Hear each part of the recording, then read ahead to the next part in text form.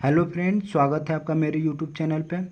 आज हम पढ़ेंगे फ्यूचर इंडेफिनिट टेंस के हिंदी वाक्यों को कैसे इंग्लिश में ट्रांसलेट करते हैं। तो सबसे पहले देखेंगे फ्यूचर इंडेफिनिट टेंस की पहचान क्या होती है। फ्यूचर इंडेफिनिट टेंस के वाक्यों में गा गी गे रहता है। फ्यूचर इंडेफिनिट टेंस के वाक्यों के अंत में गा गे गी लगा रहता है, जिससे आप आसानी से पहचान लेंगे कि दिया गया सेंटेंस फ्यूचर इंडेफिनिट टेंस का है। तो इसके अफर्मेटिव सेंटेंस का स्ट्रक्चर देखते हैं। तो स्ट्रक्चर क्या होता है, सबसे पहले सब्जेक्ट, सब्जेक्ट के बाद विल शैल, दोनों में से किसी एक हेल्पिंग वर्ब का यूज़ करते हैं। उसके बाद से मेन वर्ब की फर्स्ट फॉर्म और लास्ट में ऑब्जेक्ट लिखते हैं। Subject will shall plus m b first plus object. अगर हमारा सब्जेक्ट आई और वी होता है, सब्जेक्ट आई और वी होता है तो इसके साथ शैल का यूज़ करते हैं। और अगर हमारा subject he see it they होता है तो इसके साथ विल का। कहने का मतलब ये है कि अगर हमारा सब्जेक्ट आई और वी हो तो इसके साथ शैल का, और बाकी जो भी सब्जेक्ट होते हैं उन सभी के साथ विल का यूज़ करते हैं। तो इसको हम कुछ उदाहरण के द्वारा समझने की कोशिश करते हैं। पहला उदाहरण है, मैं खाना बनाऊंगा। मैं खाना बनाऊंगा, तुम सब्जेक्ट हमारा मैं, इसके लिए आई, और हमें पता होता है आई के साथ शैल लगाते हैं। आई शैल कुक फूड, आई शैल कुक फूड, लास्ट में फुल स्टॉप। नेक्स्ट सेंटेंस है, तुम मेरा काम करोगे। तुम का यू। अब हमें पता है आई और वी के साथ शैल लगता है, बाकी कोई भी सब्जेक्ट हो उसके साथ हम विल लगाते हैं। तो यू विल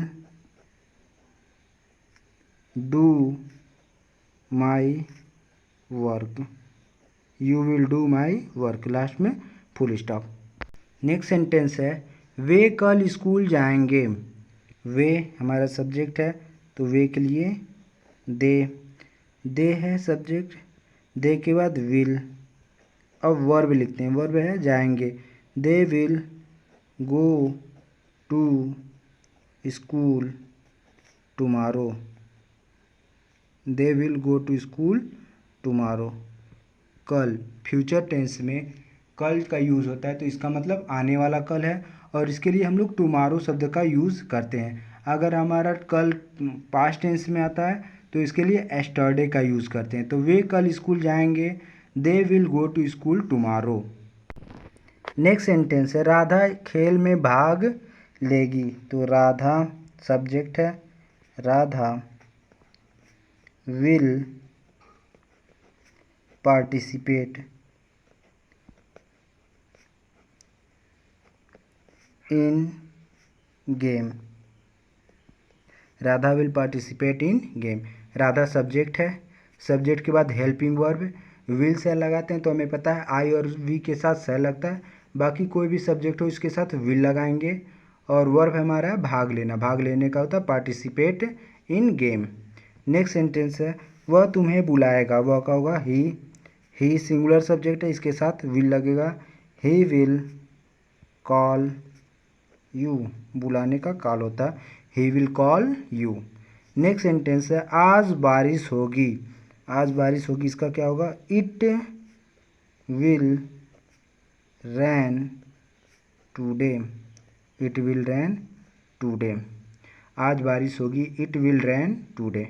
नेक्स्ट सेंटेंस है, हम कल टीचर डे मनाएंगे।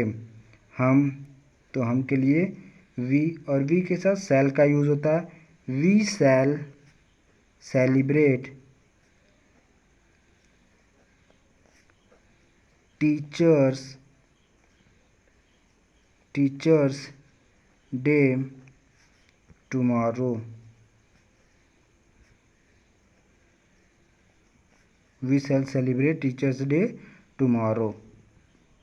नेक्स्ट सेंटेंस है, वह मुझे अंग्रेजी सिखाएगा।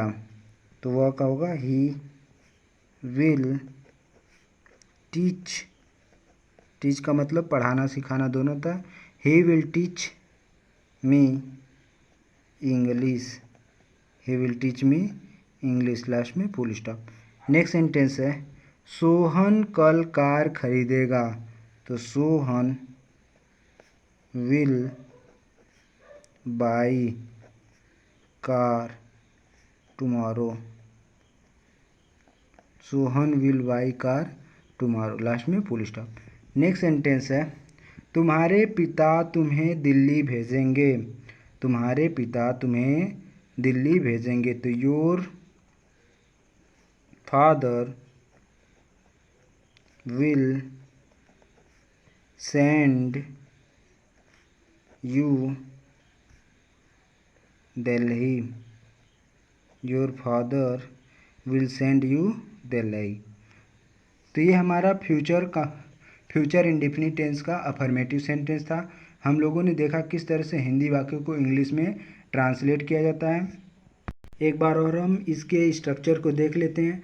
तो हमारे स्ट्रक्चर होता है सब्जेक्ट, सब्जेक्ट के बाद विल सेल लगाते हैं, विल सेल के बाद मेन वर्ब की फर्स्ट फॉर्म, उसके बाद से ऑब्जेक्ट लिखते हैं। अगर हमारा सब्जेक्ट आई और वी है तो इसके साथ सेल लगाएंगे, और अगर हमारा subject he see it they यानी कि विल और आई और वी के बाद कुछ भी हो तो इसके साथ विल का यूज़ करेंगे। तो अगर दोस्तों आपको वीडियो पसंद आए तो लाइक, सब्सक्राइब और शेयर कीजिए। Thank you.